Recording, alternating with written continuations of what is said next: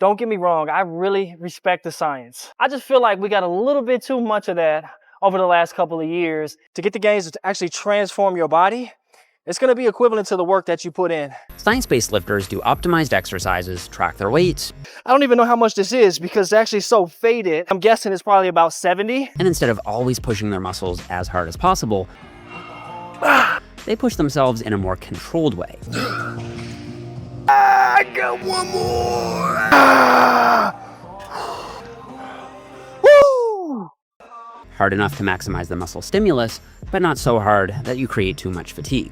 I mean, do you really think Ronnie Coleman was calculating reps in reserve back in the day? What other athlete do you know that counts reps in reserve? You see Kobe on the court and they're running sprints and he's like, you know what, coach? I think I'm gonna give about 80% today. Everybody would be at breakfast and he would show up fully sweated out, like he'd just done 3 hours of work and before anybody did anything. Not to say that it doesn't have its place at certain times. I'm sure it does. But for the most part, for the common person, do you need to be worrying about reps in reserve? You don't need more tips. You need to see this thing done in action. 2 warm-up sets, and then an all-out set to failure. I got that from Mike Mincer. Absolutely love the guy. And when I came across his material, I was like, damn, I wish he was still alive. I go to complete failure, man. At least I try to push it. I know it's impossible to do every single time, but why not try? I mean, come on, man. When you think about those that are the greatest in every sport that we like, whether it's the NBA or the NFL, even a fighting sport, do you think the guys that made it to the top were the ones who were like, you know what? I think I'll just train once or twice a week for optimal recovery. Because you know what? I'll be honest with you guys.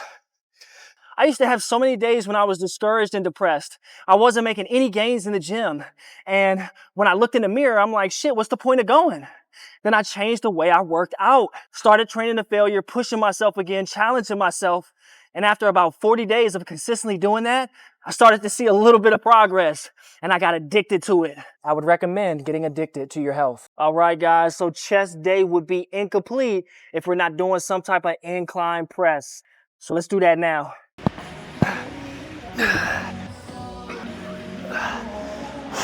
When you really start taking incline movements seriously, that's when you're going to get a chest that's jack stacked and succulent. And these are really good if you have somebody that trains with you because they can watch you to make sure that you're going to failure and help you get an extra couple of reps.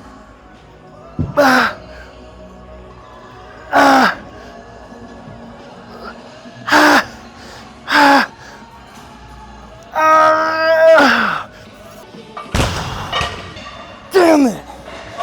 Damn it, I wanted one more. Woo! We live in a time where there's like an overload of information too. You know what analysis paralysis is? We have that in the gym. You can find information after information on how to work out. But getting your ass in the gym every day and doing it yourself, I don't know where you find that manual. If you notice on these pullovers, I'm pausing at the top portion of this movement where that big stretch is on the lats.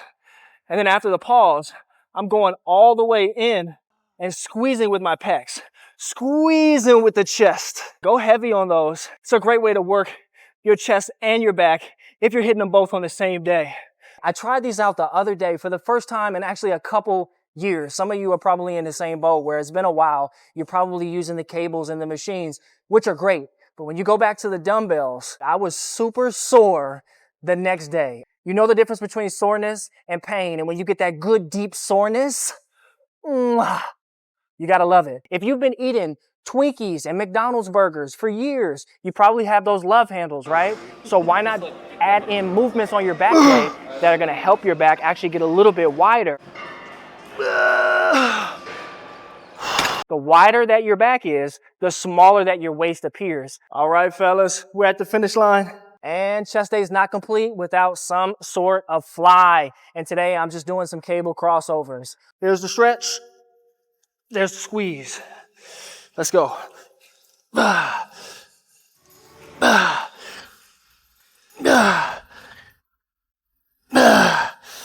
Once I can't do any more, press them at the end of this movement to get a little bit more blood flow in the chest.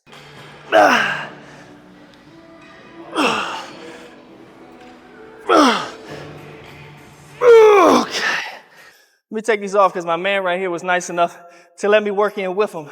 So you want to make sure you got some gym manners. Don't just take over somebody's spot. Appreciate you, bro. I respect the science, guys. I really do. Progressive overload, hypertrophy, all that type of stuff. I know exactly what that is, and I respect it. But at the end of the day, if you don't show up, none of that means anything. That's it, guys. Make sure you leave me a comment. I want to hear from you guys. We got a ton of new subscribers. I'm not begging. Do your thing. If you want to subscribe, please do. If not, it might not be for you. But I'll see you guys in the next video.